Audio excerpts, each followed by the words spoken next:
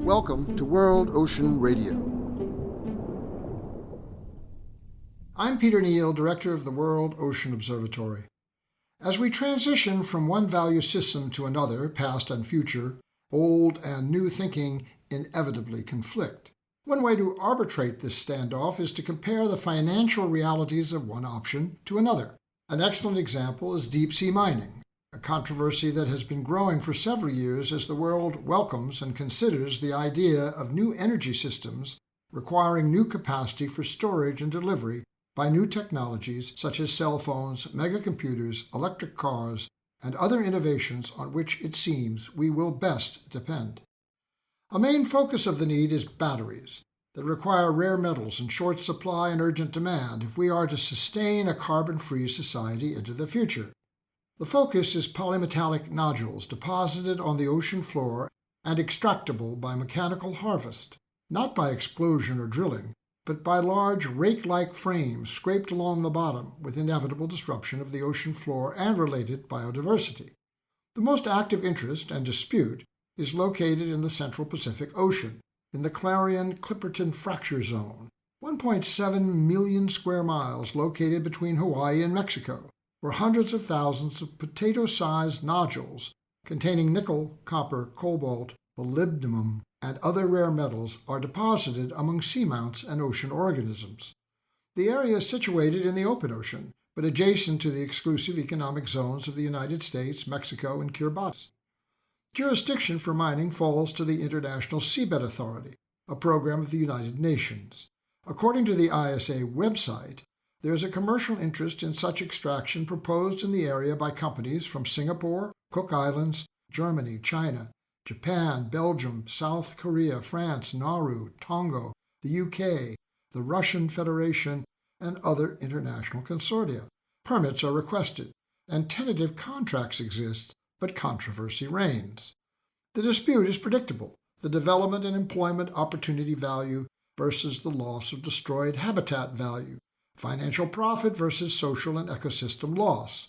A primary advocate for mining is Gerald Barron, president of Deep Green Metals, a Canadian company, and former employee investor in Solwara 1, a deep-sea mining project in Papua New Guinea that was defeated by a coalition of opponents including Indigenous islanders and environmental activists based in Australia and New Zealand.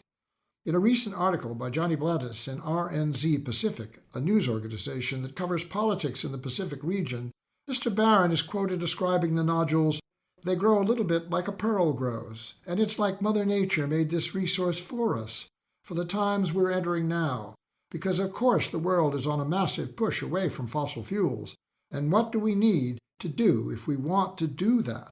We need to build a lot of batteries," unquote. Pearls indeed, just like oil. You wonder if Mr. Barron sees the irony in such remarks.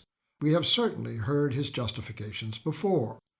The lines are drawn, with the Pacific small island states walking a fine line of compromise, further exploration and study, fortified by allies in Australia and New Zealand, steadfastly opposed and interested in alternative economic strategies, such as fisheries and tourism, as the more rewarding return on local health, employment, and environmental sustainability.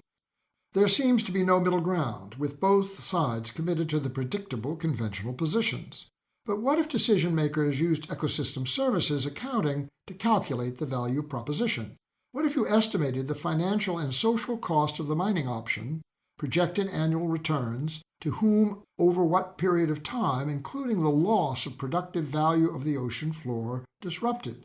Would islanders really be hired for the few jobs required?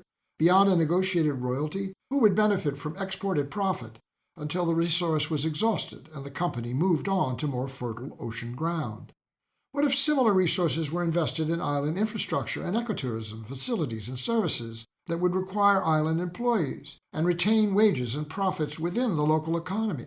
What if the abundant local fisheries were designed and facilitated by regional or cooperative investment, best practices, sustainably managed, to maximize existing skills, expand the workforce, engage the ensuing generations to perpetuate the well-being and continuity of long-standing practices and traditions?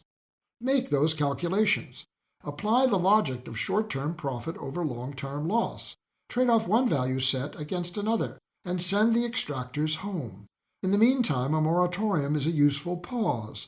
The process will be prolonged, hopefully in time enough for the world to have discovered another technology to store energy and avoid remaking the same mistake over, then over again. As we shift to new values, structures, and behaviors, we must have the reason and fortitude to opt against the past paradigm and commit to the new. We will discuss these issues and more in future editions of World Ocean Radio.